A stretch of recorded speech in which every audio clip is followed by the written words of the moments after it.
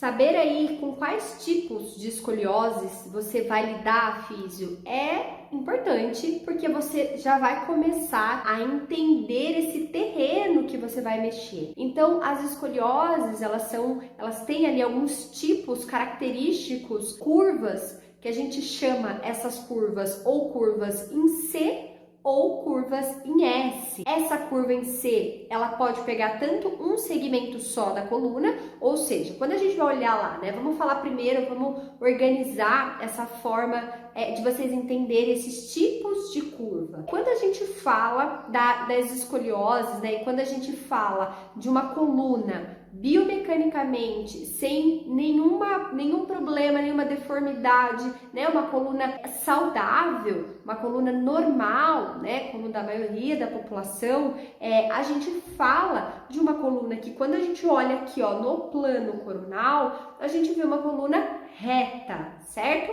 Quando a gente olha esse paciente de lado, que a gente olha para o plano sagital, a gente vê curvaturas fisiológicas de lordose cervical, cifose torácica, lordose lombar, né? Então a gente encontra esses segmentos com curvas fisiológicas, normais, num padrão de normalidade que é o que a gente espera desse paciente. Quando a gente olha esse paciente de cima, né, que a gente vai ver aí se existe uma deformidade nesse plano, que é o plano transversal, esse paciente, né, a gente vai perceber normalmente né, crânio sacral de forma alinhada, né? E quando a gente olha para um paciente com escoliose, a gente vê uma rotação de algumas vértebras que fazem parte daquele segmento da coluna que se encontra essa condição.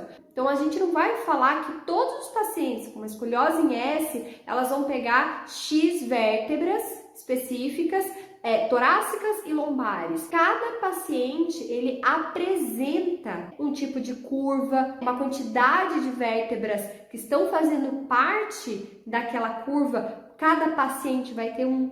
Por isso que avaliar esse exame de imagem com muita precisão vai deixar você mais seguro. Você que quer ser referência no tratamento da escoliose, o raio-x, ele é padrão ouro. Ele é o nosso GPS, ele é o nosso olho, ele vai destinar o tratamento de forma muito segura. E estruturalmente, quando a gente fala de um paciente com escoliose, quando eu falei da biomecânica normal, né, das estruturas vertebrais dessa coluna de uma condição normal, que segue numa linha de plano coronal, uma linha reta, plano sagital temos curvas fisiológicas e plano coronal ela tem um segmento de forma harmônica, né, direcionada. E aí quando eu venho para um outro ambiente, que é o paciente com escoliose, tudo isso muda e cada paciente tem o seu tipo de curva. Existem algumas curvas que são normais, ou seja, aquela torácica à direita, lombar à esquerda, né? Sempre vai ter um padrãozinho meio normal, que a maioria dos pacientes, né, das meninas, elas se encontram nesse padrão. Porém, vai poder aparecer um paciente para você, por exemplo, físio, com 3 curvas ou com curvas inversas. E aí esse paciente com escoliose, biomecanicamente olhando para ele, para as estruturas internas, né, que acontecem ali, ela vai inclinar, ela vai rodar e ela pode retificar. Ou não, ela pode ter uma cifose acentuada, que daí é quando nós chamamos de cifoescoliose. Aí a gente precisa observar se não tem aí, por exemplo, uma doença de Schwärman, um dorso curvo, ou se só apresenta mesmo, né, a cifoescoliose.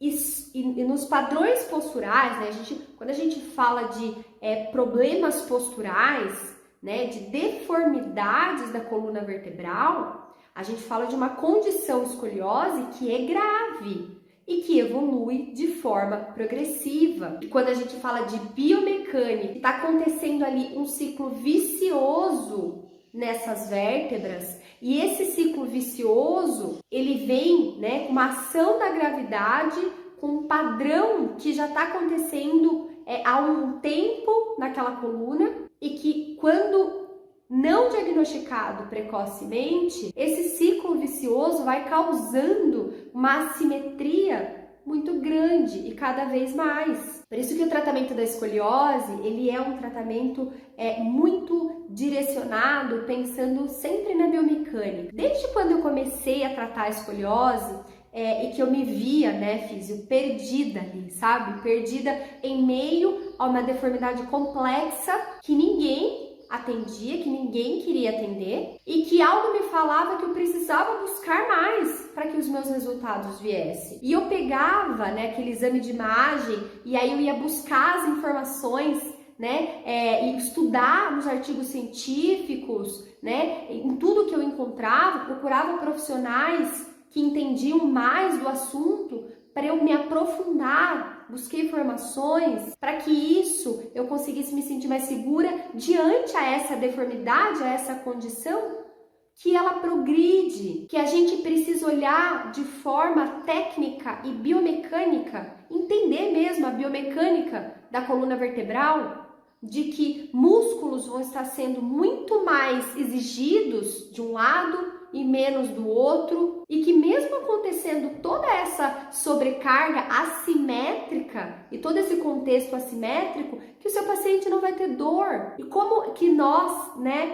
fisioterapeutas que aprendemos lá na faculdade diversos fatores biomecânicos que mexem nas estruturas e que podem ocasionar, né, um fator doloroso ou uma percepção dolorosa desse paciente, e nos pacientes com escoliose isso não acontece. Isso só vai acontecer e por diversos outros fatores, como a rotina desse paciente, como é que ele vive, se ele dorme bem ou se ele não dorme, o tipo de alimentação, é um paciente ativo ou não é um paciente depressivo, estressado. A gente precisa entender tudo isso. Hoje a ciência nos mostra que a dor ela vem em conjunto com uma catastrofização de muitos fatores externos e interno quando esse paciente descobre que ele tem escoliose. Mas que mesmo assim, crianças e adolescentes com escoliose, na maioria dos casos, não existe uma verdade absoluta, porque vão aparecer pacientes com dor e você vai precisar entender o que está acontecendo com essa dor,